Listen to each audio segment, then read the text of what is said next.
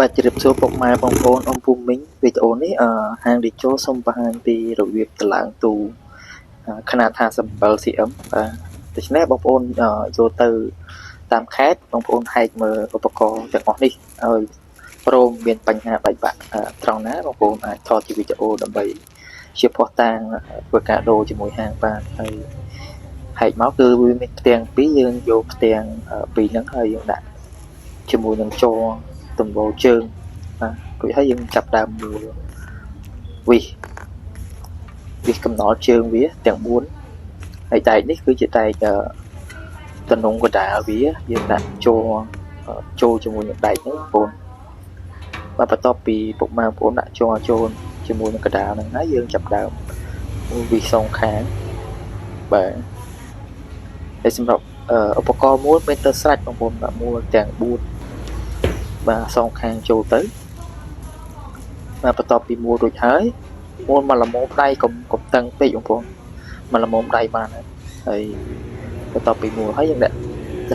ធ្នើកដាលវាចាប់ចូលមួយទៀតបាទធ្នើកដាលវារួចហើយយើងចាប់ដើមរៀបជាងបងប្អូនជាងក្រោយហ្នឹងបាទជាងក្រោយហ្នឹងយើងចាប់ដើមត្រៀមវិសមួលចាប់ជាង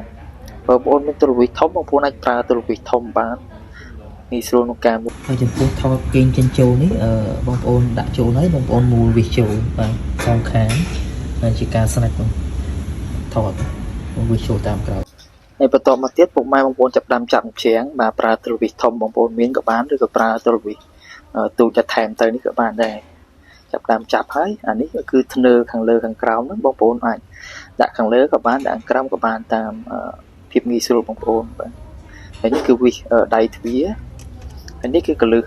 សោកទ្វារចូលបាទយើងដាក់ចូលតាមរុនផោងវាយើងចង្កត់មកខាងទៅហើយរុនចូលទៅគឺជាការស្រេចបងប្អូនបាទ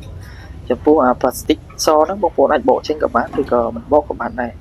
បកទៅយើងមើលឃើញចានខាងក្នុងបាទ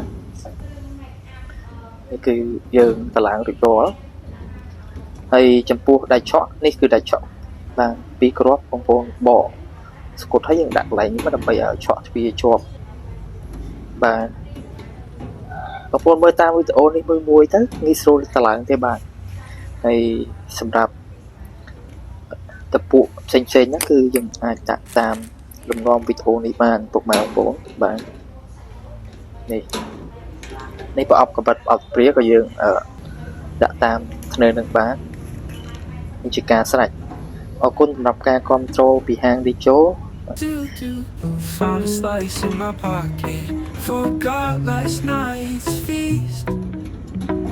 Pepperoni in my jacket. Not my favorite at least. Walking down the street. Crumb trail behind me. People think I'm me. Cheese on my knee. Pizza in my pocket. Can't seem to stop it.